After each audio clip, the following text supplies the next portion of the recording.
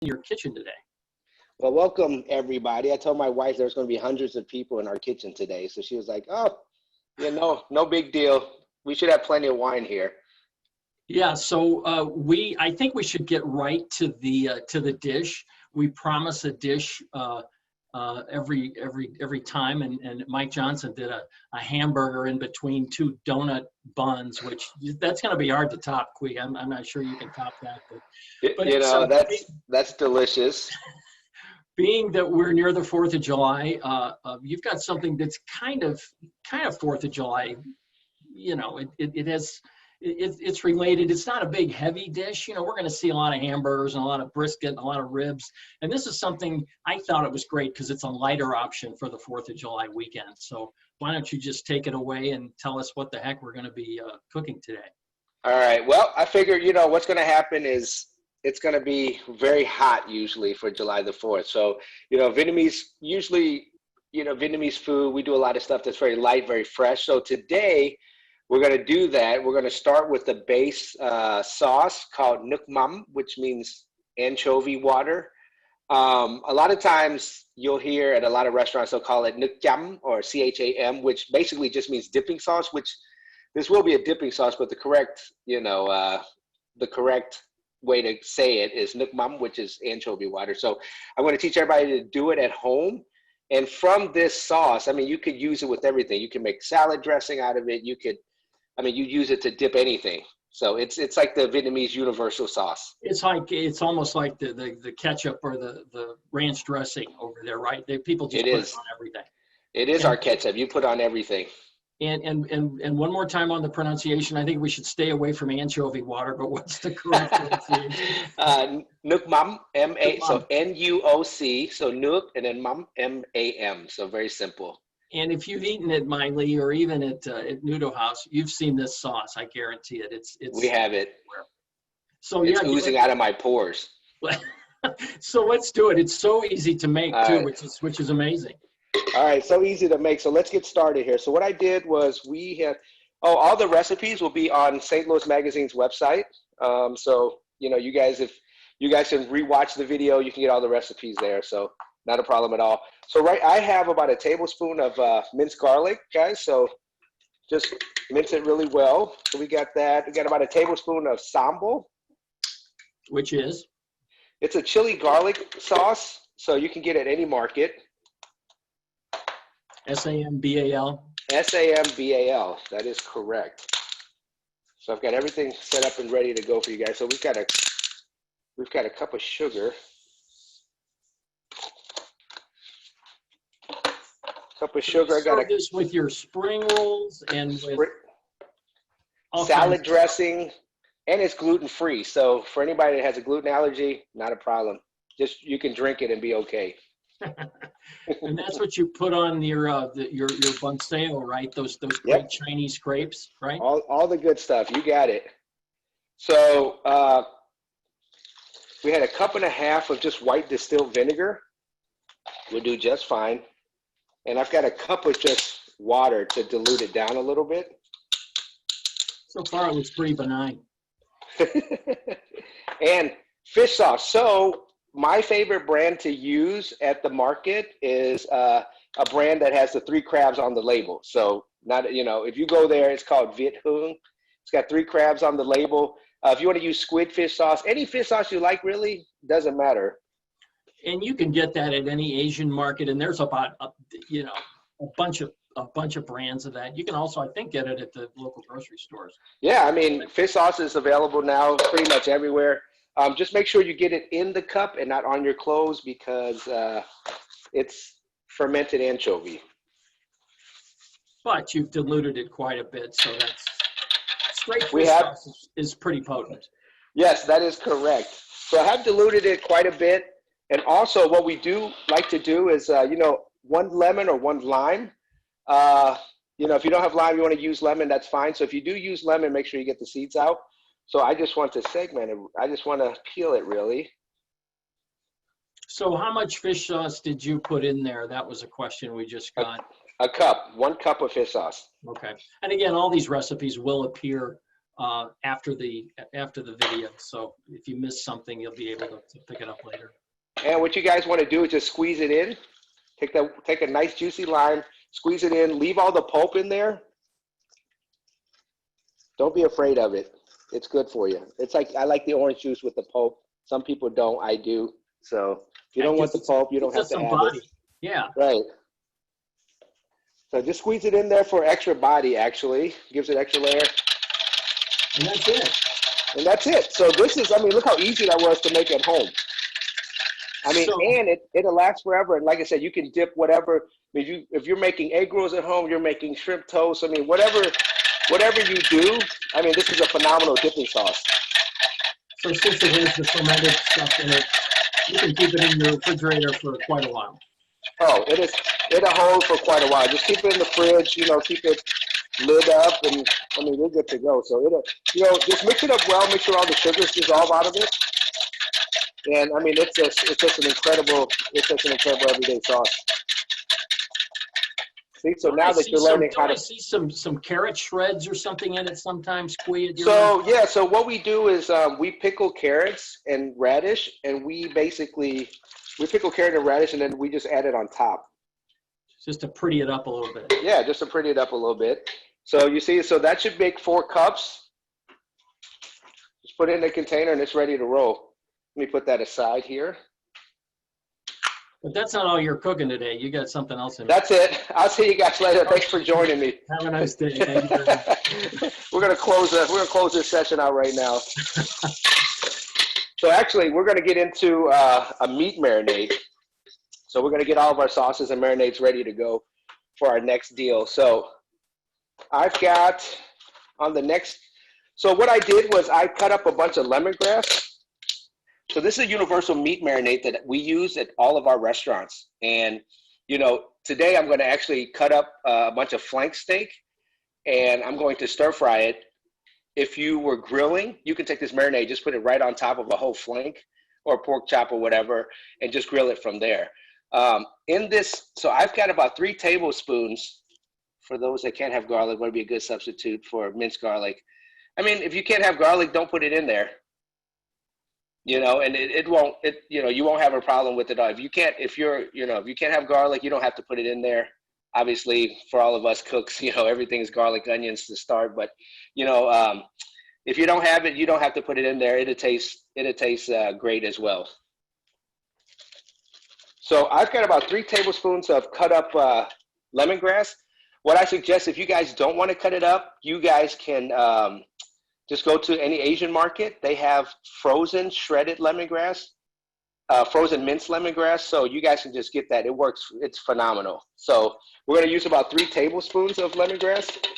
You might tilt the camera a little bit up toward you. They said they can't see the chef's smiling face. And I said, oh, we can take care of that for sure. There we go. There it is. All right. How's that? Oh, yeah. All right. Now I'm scared. They want to see my smiling face. So I put that in. They just said they want to see you. So I've got a pinch of white pepper powder to give it a little oomph. Got about a tablespoon of sesame oil. I've got a tablespoon of rice wine. So it's a rice cooking wine. If you don't have that at home, feel free to, if you don't have that at home, if you want to use a white wine, you're okay to use that too. So it's not gonna make a difference. Actually add a little bit more body. I'm using a Asian style Shaoxing rice wine. For some reason, they say you're still not visible, Qui. You might want to tilt that camera up a little bit more. These comments are great. Yeah, you can see that. Is that better? All right. Seems to be. It is to me. We'll let the viewers say. I think that was a secret, going vertical. There you go. Can you fill this up to here? It's a cup of sugar. I've got my wife is helping me today. So you use this all over in all kinds. It's like a multi-purpose marinade, right? Yes, it's a multi-purpose marinade. So I've got all of that here. So I've got a half a cup of soy sauce right now. If you can't have wheat, you can't have gluten. you can use tamari, and then that makes the whole dish a gluten-free dish.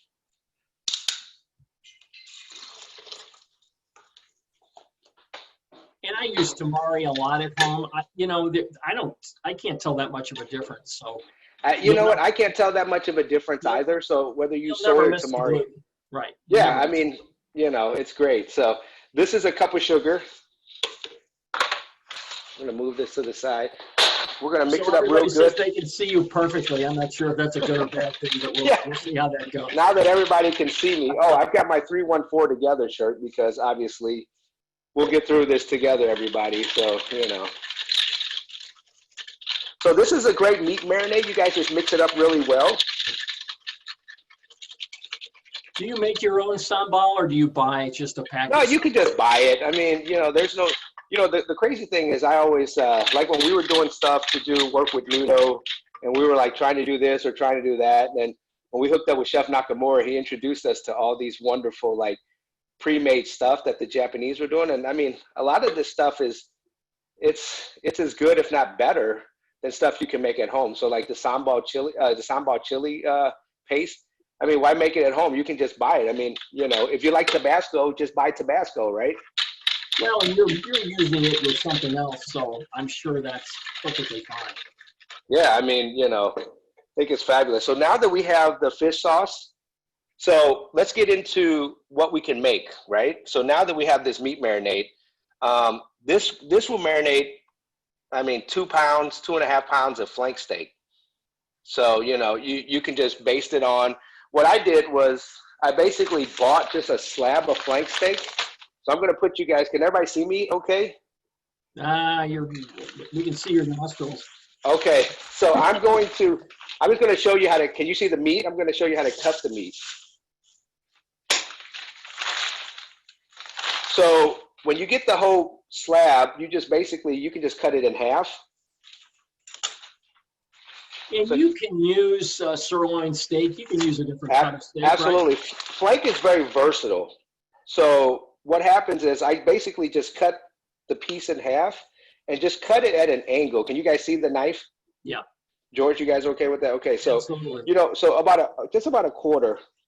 You see, just about a 1/4 inch. So just slice it like this. So you basically have, you know, you basically have slices. So it's easy to stir fry, and it also looks good in your spring roll. So you're cutting it on the bias, very thin and against the grain. All those things are really important, especially yes, with steak. So yes, absolutely. And so it holds up well, and it marinates really well. And so basically, you know, it's about a 1/4 inch. So it's about a 1/4 inch. It marinates really well.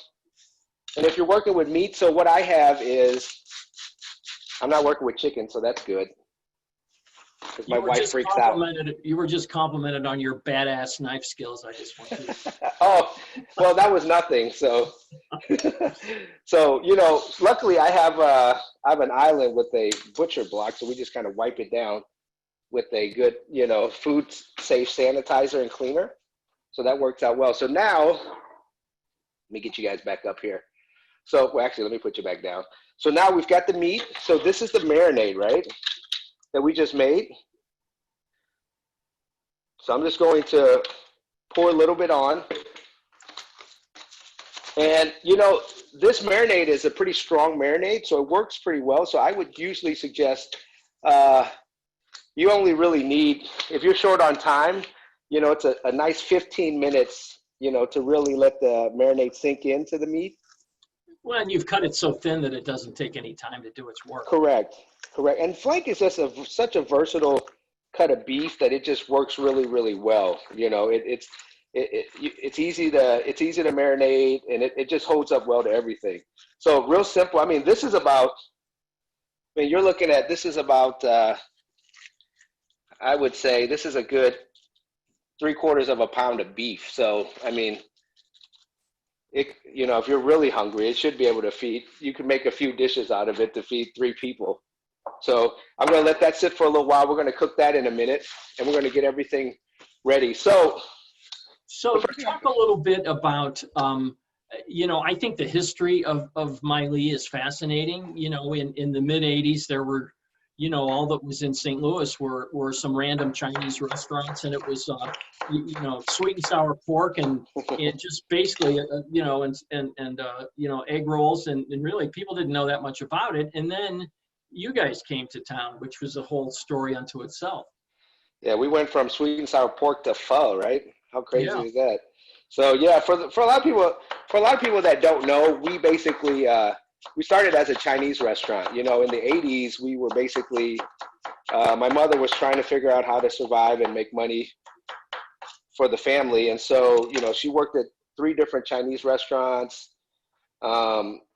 Tried to learn the systems and what they're doing, and she basically did that. And in '85, we opened up Miley's.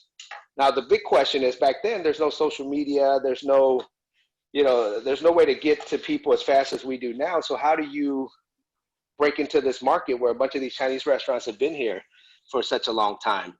And so, it didn't work out. And I'll tell you a little history. Her name is actually Lee, even though people call her Miley's because of the restaurant. We started business with a woman named Mai, and she partnered up with her. So therefore, the restaurant was called Miley's. So the restaurant didn't do so well, and so the lady Mai took whatever money was left and left town. And so at that point, we really freaked out because obviously my parents couldn't speak English very well, and they were like, "What are we going to do?" Blah blah blah. So they're like, my mom says, "Well, let's take a gamble, right? We're Vietnamese. Why not do Vietnamese food?" And it was a huge gamble because no one's done it yet, and so we decided to do it. And it wasn't until 1987 when the late Joe Pollock came in, he ate, and then he wrote a phenomenal review. And the rest is history. He was just basically saying, "I've never had Vietnamese food before. It's so fresh. I've never had anything like it." And, we're very grateful because after that, it just kind of took off from there. And so. Yeah, and show us how fresh it is. Throw that meat in that sauté skillet. Let's see what. All right, we're gonna throw this meat in. I'm gonna have my wife. I'm gonna pan the other way, and then we're gonna start cooking. So you want to do a fairly hot skillet? I'm guessing a really hot skillet. Yeah, you want to get a nice char. So you want to get it pretty hot. You want to get it pretty hot, and there's some oils in here, but I usually would start the pan with a little bit of oil. So if you got vegetable oil or little virgin olive oil is fine too. I guess the hotter the pan, the better the char, right? Yeah, that's the idea. So you just want to make sure that it cooks evenly. So I'm just going to do a few pieces so you can kind of see it sizzle there.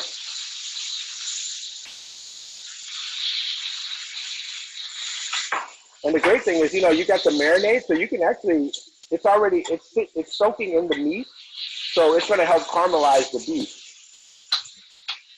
So as you can see, look at that already on that side. So then you're going to cook down, all that lemongrass is cooking down.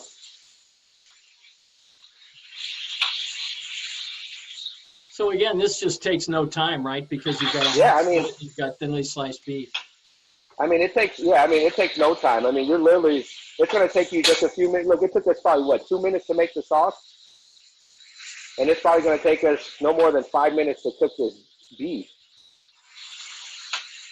And so, we promised a drink recipe, and, quite honestly, most people, when they're eating Asian food, they'll drink an Asian beer, right? They'll accompany that with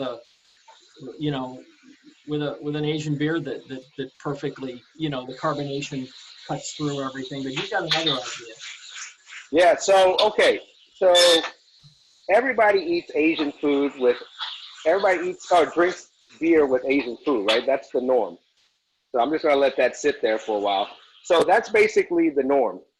However, I learned a lot of stuff from a good friend of mine, Jason Maine, who owns the wine merchant in Clayton. So, they loved eating with us so much that they were saying, "Hey, I don't know why people aren't pairing wines with the food at Miley's during the time." And so when we were still in the old location, they came by and They were like, hey, so, you know, these wines pair really, really well. So what we have here is a Beckel Grand Cru Riesling. It's an Alsatian Riesling. You can get it at the wine merchant.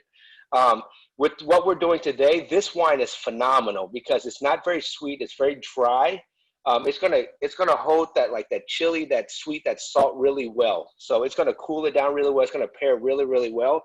So usually people have always been like, oh, Alsatian wines, Rieslings, you know, it works great with Asian food. I said, yeah, sure it does. But what if you love red wine like I do?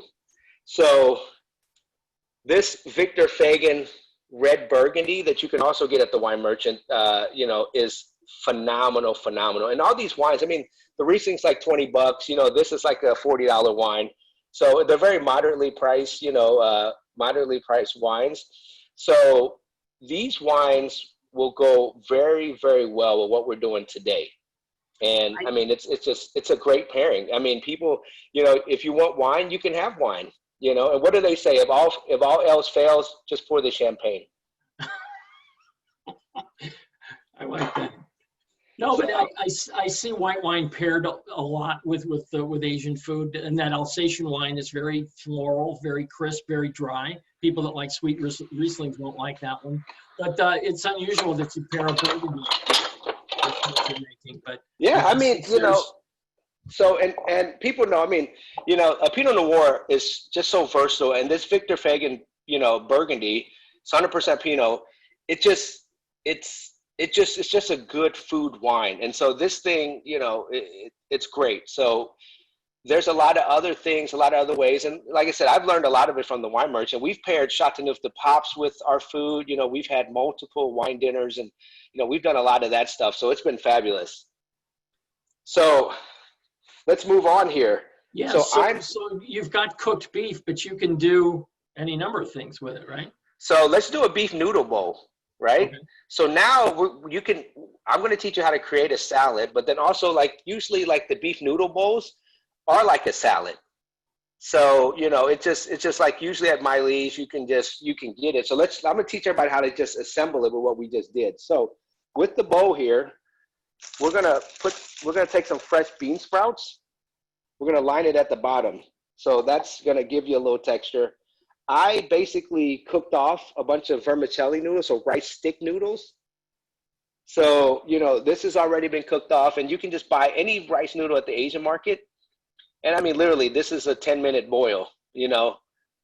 So, you know, we're going to line it. Is this a dish that you can get at Miley? This is a classic, you know, there's a lot of people that order a beef noodle bowl at Miley, so this is a very classic dish. So, you know, it's just this is the same way you're making it. It's made the exact same way. It's made the exact same way. And so, you know, the way we're making it today is the exact same way we're making it at Miley's, and you know, you make it at home and we're ready to roll.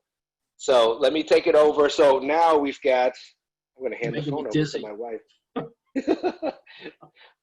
All right. So we're going to run over. I'm going to leave this here. So the beef that we cooked. So now, you know, I put the bean sprouts at the bottom. Now I have the noodles. And look at this. I'm going to put the beef right on top. Right, so that was enough beef to literally make 2 bowls. So you guys saw me cutting the cucumbers earlier. So, you know, we just sliced the cucumbers. We julienned them, basically. And we shredded a bunch of green leaf lettuce. So if you want to use iceberg lettuce, you want to use romaine lettuce, you know, whatever you got, that's fine. So look at how pretty that is. So we got the beef. We have that. So you have all of that. Now you take, let's pull this back. Now you have the fish sauce that we made earlier. I was wondering when that was going to come back in the picture. Yeah, so look at that. So, you know, you've got all the pulp, you've got all the vinegars, you got everything. I mean, it's gorgeous. You just pour it on top. So just get yourself some sauce. Pour that on there. And you basically, if you guys crush up some peanuts, if you have a peanut allergy, crush it up. I mean, if you have a peanut allergy, don't use peanuts. Yeah, so, you know, a little bit of fried garlic. You can get at the store, fried garlic, fried shallots. Makes it phenomenal, gives it extra punch. I guess the sky's the limit as far as garnishing, right? You I can kind mean, of put any vegetable you want in yeah. there that adds crunch and You know, flavor. we had the, like you said, the pickled carrots come into place, you know, fresh cilantro, fresh mint. I mean, all that comes into place, and then you've got a beef noodle bowl. It's the exact same thing we do at Miley's. I mean, and there you go. It's like, you know, I mean, it's great. So you just literally made the Miley beef noodle bowl at home. But you could make the Miley beef spring roll at home too, right? Yeah, absolutely. So now that we're on the spring roll side, so if you go to the Asian market, Three Ladies brand, my favorite. So just look for the brand with. 3 crabs for the fish sauce, 3 ladies for the Yeah, wrap. that's right. Easy It peasy. must be yeah. I guess in Asian stuff, if it's 3, it's good luck, right? Because 3 crabs on the fish sauce, 3 ladies on the rice paper. So the same ingredients that we just used, we're just gonna reuse it again. So I'm gonna teach everybody. There's a little trick to this because some people. So I just took 1 piece and I just broke it in half, right? So I'm going to use that, and I'm going to use the half piece. I'm going to use 1.5 piece, and this is going to add a little extra protection for the meat and the meat and the vegetables. So a lot of times people don't really know how to use it. So people are, you know, they soak their rice paper or whatever they do. I'm going to teach you how to really do it. That's So why get we're a here, bowl. sweet. That's why we're here. So the idea is you do not want to soak your rice paper, ever. Well, then how do you So, get it malleable? How do you fold it? so what you do is you get really, really hot water, or just run the water from the sink and just get it really, really hot and put it in a bowl, right? And all you want to do is just coat it. So let me grab a bowl.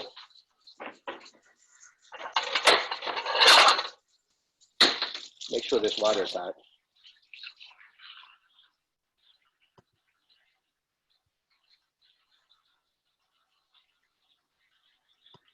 Well, heck, now that I'm teaching everybody how to do this at Miley's, if I need help, I'm going to call you guys just to come work.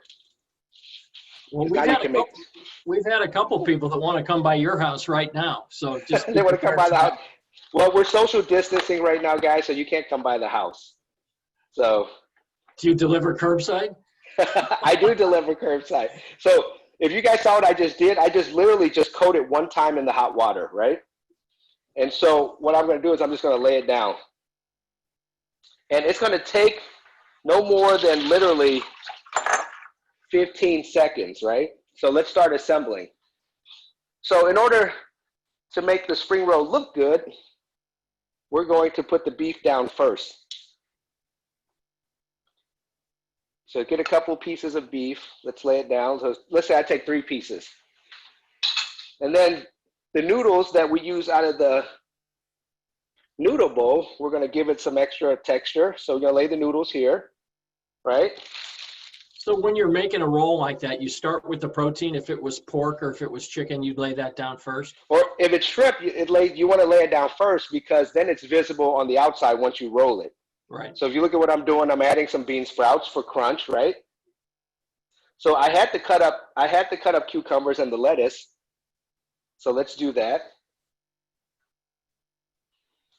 Let's add some cilantro and give it a couple mint leaves for extra goodness and flavor there. Now watch what I do. So if you look at the rice paper, look how flimsy it is immediately, right? So the good thing about buying the rice paper in squares, it'll help you out a little bit. So once I fold the ends, I literally have a straight line. So now when I roll the spring roll, I'm just going to roll it. It's a straight line, so it's going to come out pretty perfect. So just squeeze the ends. So look at that. So squeeze that. Now you see how the beef is on the outside, and just roll it. Just as tight as you can, just like as tight as you can. Just like something else you used to roll. Yeah. Yeah, well, you know, like you said, George, it's like something else you used to roll. So there you go. So look how pretty that is, because you have, you know, you can see all the vegetables, you can see the rice paper, and obviously you see the layer of beef. And so, and again, you have your wonderful fish sauce, and you use that as a condiment to dip it. I mean, it's ready to go. So now that I've taught you guys how to do 2 dishes at Miley's, we're opening July the 7th, the dining room at Miley's and Nudo. So if I'm going to need help, everybody put your number at St. Louis Magazine's website. So you've also, you could put this on a salad. You could, what else could you do with that beef? Again, I like it because, again, going into the 4th of July weekend, there's going to be a lot of heavy foods. This is, you know, a couple really light dishes. And I guess if you don't use all that beef, you just refrigerate it and use it at another time, right? So yeah, absolutely. So look at what we just did, right? So you basically made a spring roll. You made a beef noodle bowl, but let's say you want to do like a quick salad, right? So, okay, let's make a quick salad with this dressing we just did. You were ready for me. That's awesome. Yes, I'm like, yes, yeah, you were talking. I'm like, let's make a quick salad. So let's say you have in here. Yeah. So let's say you, instead of making a Caesar salad, we're just gonna do like a Vietnamese style lemongrass beef salad, right? How easy is that gonna be? So real simple. Let's take, let's say you got romaine, right? So you got romaine at home. So let's take a few. I mean, you can just cut it from here, but I'm not going to make that much. I just want to show you a little example. So I'm just going to take a few pieces. Let me get a mixing bowl here. I want to see some more of those knife skills. So real simple, you know, just cut them in chunks. You know, like you would do a regular Caesar salad. So cut them there, right? So let's get the mint out. Let's take some. What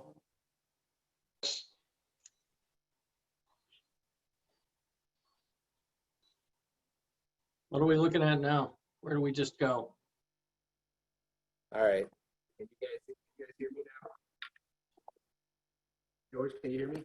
Yeah. Okay. Sorry. Not sure what I'm seeing, but you got a nice kitchen. I love the kitchen. I just lost you there. I'm going to put you back on. There we go. We're back Hang on. Okay. No, we can see you, Qui. Whoops. Me. Let me try to get this Bluetooth back. Like I'm on the phone. Sorry, guys. Like I had a call come in. We can see a little bit of your kitchen there and some fingers. All right, we're coming back. All right. So you know, if we come back, we come. Okay, there we go. There we go. All right. So I'm just basically taking some mint, taking some cilantro here, and you know, I use the stems too. You know, it's just good texture. It's good flavor on the cilantro. Just give it a rough chop.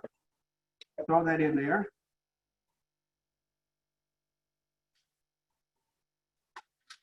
Take some red onion.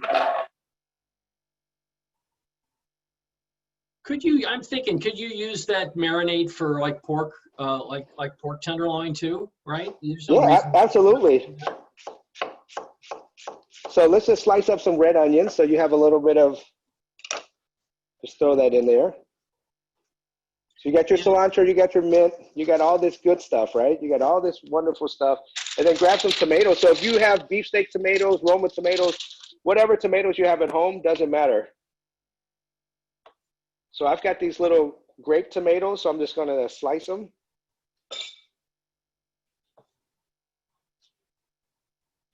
So you're going to reopen Minely and Noodle House when again?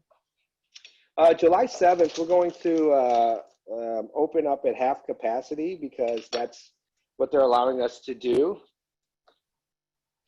So you've got half capacity plus patio seating, and correct. So yeah, we will have outside seating. We have outdoor seating with patio. I mean, outdoor seating and indoor seating. So we hope to see everybody then, and you know, we appreciate it. I know everybody's going through a tough time right now, and you know, I'm proud of the city. I'm proud of everybody I know that's just kind of been helping out, and you know, the city has showed a lot of love, and I'm very grateful for that. So thank you, St. Louis. So I just cut up some. And you guys did a whole lot of curbside and in delivery business. I mean, I would think that Minely would be in a better position to weather this storm since so many people look to you for pickup and delivery food anyway, right? Every time I come in, there's bags lining the whole back bar. It's like a production factory of paper bags there. Well, you know, we've been pretty fortunate. We've been pretty fortunate that to-go business is a big part of our business. And, we're just kind of doing more to-go business right now. But fortunately, we've been geared for something like this. And, like obviously it's not as good as if we had the whole thing, but, we're not complaining. And people have been very generous. And, like I said, we're very grateful for that. So thank you. So, look at this salad, right? So this looks like it looks like just a regular everyday salad. So what you can do is you just basically take some of your dressing, some of the fish sauce that we made, just pour it in. It does and, go just do it. Yeah, it does go in there, and do it to taste. And from there, I cut like a lime in half. So squeeze some lime in it because I would give it some extra tartness. And obviously with the fish sauce, we have the salt already, and then with the sugar and everything else, we have all everything you want in a salad. So basically just mix it up. Did I miss the beef? Did it go in yet? Not yet, George. So what I'm going to do is, since the beef is already marinated and cooked, we're just basically going to mix the vegetables up first, because you want the vegetables to get all of that dressing, the onions and everything. So you want to mix that up, okay?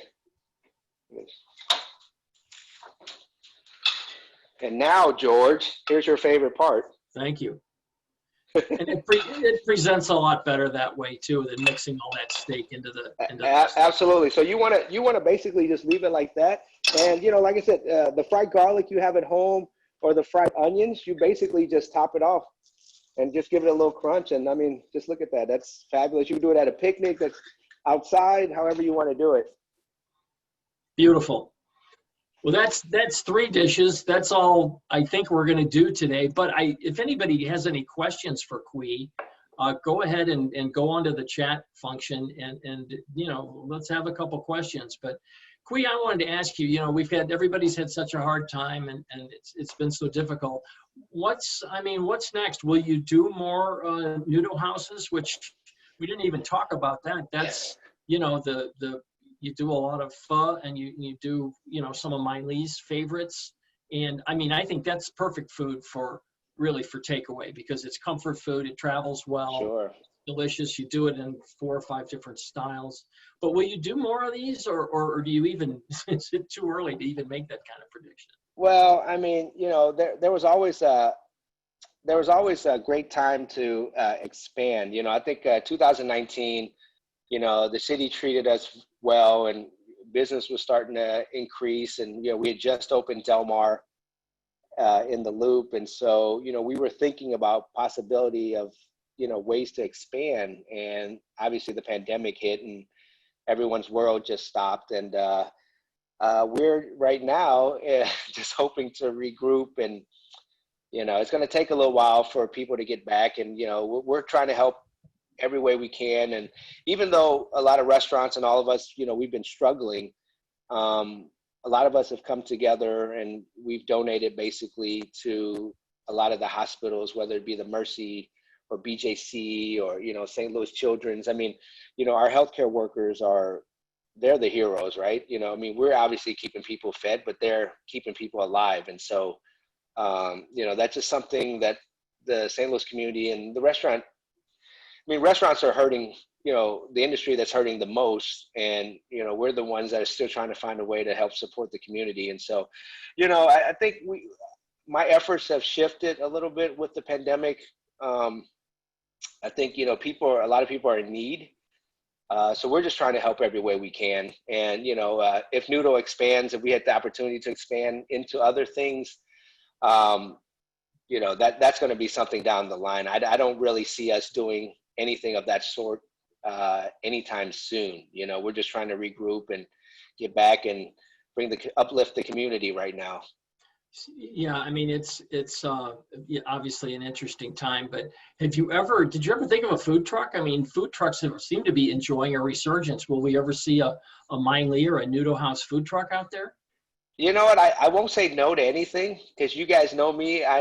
Those that know me, I'm pretty scrappy guy. So there's nothing that I won't. There's nothing that will turn down. You know, I'll always take a look at everything. You know, David Choi brought up something, a friend of mine, David, who owns Soul Taco, we were talking about ghost kitchens.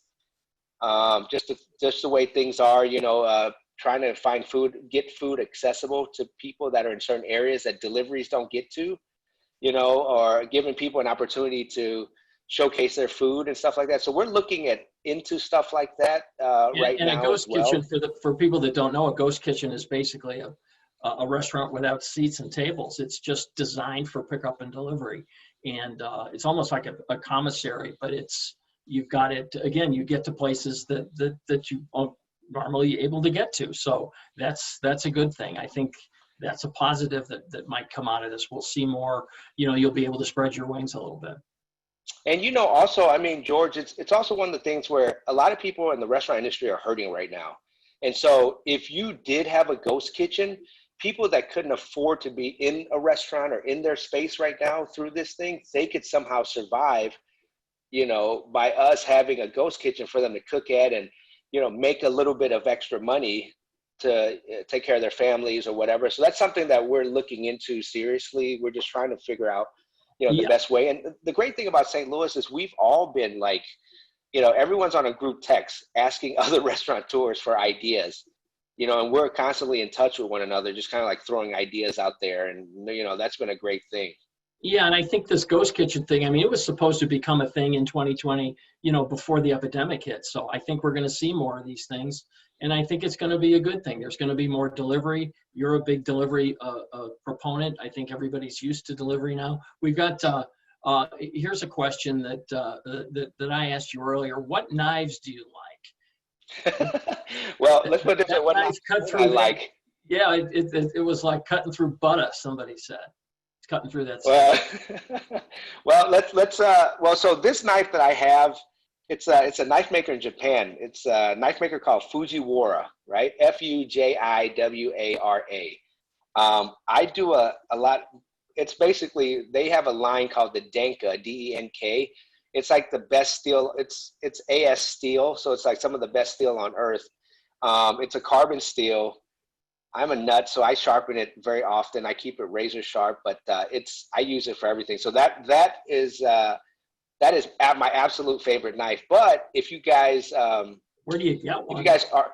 If you guys are looking for a great Japanese knife, Masakaji, they have a line called the Koishi, which is spelled Koishi, which is also AS steel.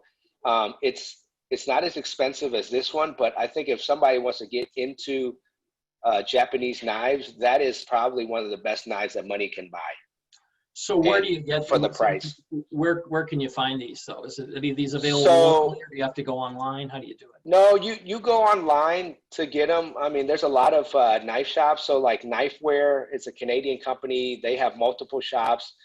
Chef Knives to Go, which is in Wisconsin, they have a ton of these knives. So, I mean, you know, there's a lot. If you just Google that knife, there's going to be plenty of places to buy it.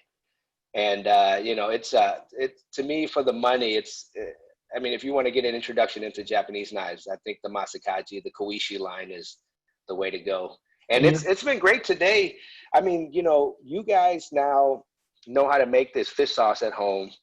We made spring rolls, we made a beef noodle bowl, and we made a beef salad. So, I mean, you literally from one sauce made 3 dishes. And, you know, you can serve that all July 4th. And your knives cut through those herbs like they were just pretty much non-existent. There was a question, where do you get your herbs? Do you grow them yourself, or you get them from a supplier? What's the best place to get fresh herbs like that? That makes a big difference. Yeah, I mean, you know, the great thing is my parents grow a lot of the herbs out of their house. So I don't have a green thumb at all. You just go over there and trespass and pick herbs and go back to the restaurant.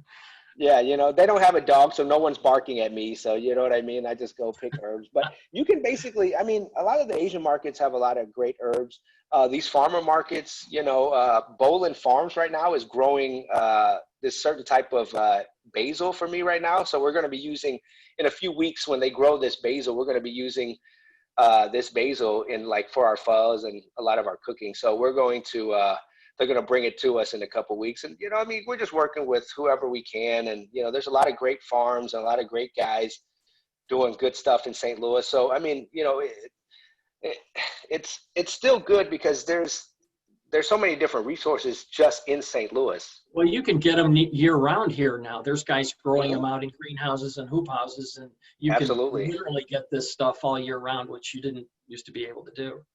Absolutely. So I thought this was an interesting question. Do you have any cocktails that you drink with some of the food that you cook? We certainly, I know you're a wine drinker, but is there a cocktail that would pair well with fish sauce and some of these marinades? So really easy. If you guys take ginger, right? So let's say yeah, or straight whiskey, but we're going to use this whiskey actually, or you can use vodka.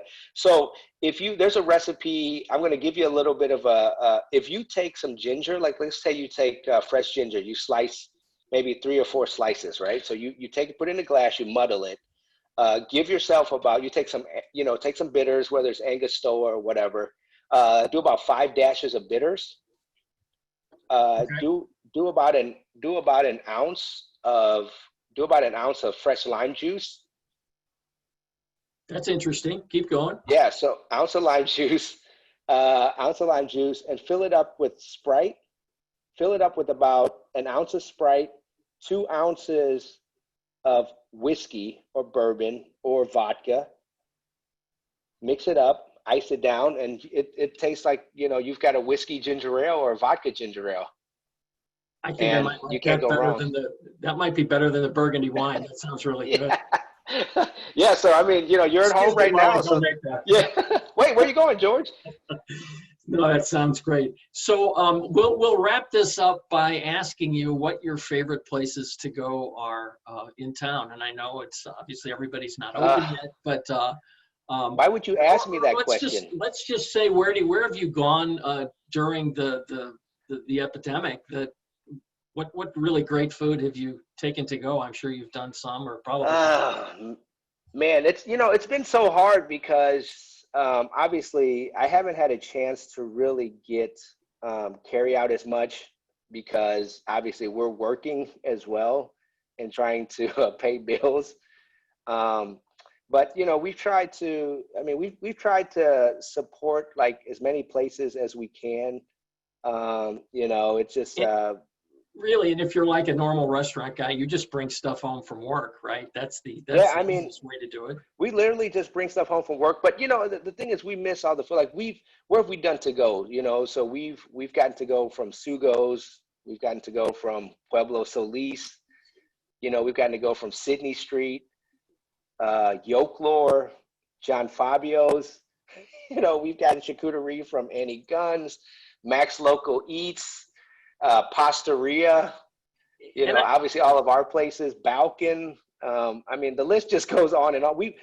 I've tried to send my wife out to get carry out from a lot of places, you know. And I think that's a really good point. And what you've basically said is you've experimented with probably a bunch of places you don't normally get to. And I think a lot of diners are doing the same thing. They're spreading their wings. They're looking a little further. They're not just going in their neighborhood.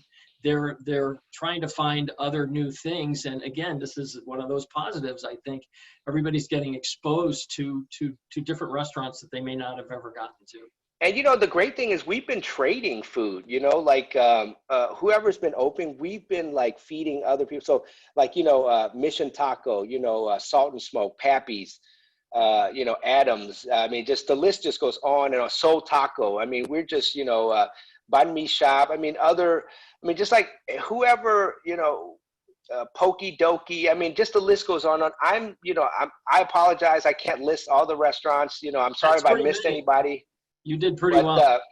But I mean, we've literally, you know, I've talked to, you know, everybody. I mean, Gorilla Street Foods across the street from us, you know, we've been trading with them. So, I mean, for us, it's just like any restaurant that's open right now, we will support you, you know, and we've called and said, hey, do you guys need food or, you know, whatever. And, you know, we've tried to, support and help and just kind of market it in any way possible. So just any restaurant that's open, you know, that we've come into contact with, we've just literally like, you know, as much as we can try to support one another. And, you know, I mean, that's a beautiful thing about what's happened, you know, Yeah, what St. Louis is about. I think you're right. And just to wrap this up, you are, Mein Lee is an A-list winner for favorite, I think, Chinese and Vietnamese restaurant. And we are going to have an A-list party this year, which we always have done, but this one's going to be virtual. And we're going to do it Wow. on July 29th. I think it's at 6 o'clock. It's going to be an hour long. It's going to be, you know, there's going to be comedians, there's going to be musical entertainment, there's going to be a cooking segment, there's going to be a cocktail segment, there's going to be shout outs to some of the A-listers from some nationally famous St. Louisans. It's really going to be an hour's worth of fun. It's going to be hosted by Glenn Zimmerman from Fox Awesome. 2. So anyway, I encourage everybody to mark their calendars for that date. And I think that'll be, you know, it was such a big party for us. We didn't want to just pass it by and say, sorry, no party. So I think this will be fun. I think the hour will bounce along for everybody. And I look forward to seeing everybody then. And we had, this is how we will end this, Qui. Thank you, Sandy Matushak, for suggesting a sakatini to go with some stuff that you served tonight. What do you think about that? Sakatumi, sakatini. How about it?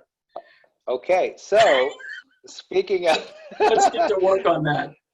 so the sakatini, right? Okay, so I'm gonna give you a recipe. So let's do this. So if you have some sake at home, all right, you have some sake at home, do about 1.5 ounces of sake, get 1.5 ounces of green tea vodka.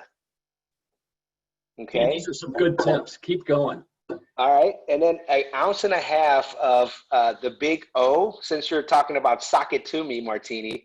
So there's a ginger liqueur called the Big O. It's a local Great company. name, great product. Right, It's really, great product. It's intense. It's good stuff. So 1.5 ounces of that, shake it up really, really well. Make sure, you know, it's chilled and just super delicious. Pour it in a glass. You've got the sakatumi. Or sakatini, as Sandy wants to call it. It works. So, it works both ways. So these cocktail recipes are not up on the website yet. They won't follow this. But Qui, we're gonna backtrack. We're gonna write these down and make sure these are available, because I love the wines, but you know, but between that whiskey cocktail and the sakatini, I'm in. So anyway, thank you folks for joining us for Perfect Pairings. Thank you, Qui. We appreciate your time and your wisdom and your talents. And, you know, happy 4th of July to you. I think you're one of the city's most proud Americans for sure. I've heard you preach it and say it. And anyway, happy 4th of July, everybody. We'll catch you next month. Thank you. And thank you, St. Louis, for all the support. Man, we're more than grateful. So thank you for joining me in my home.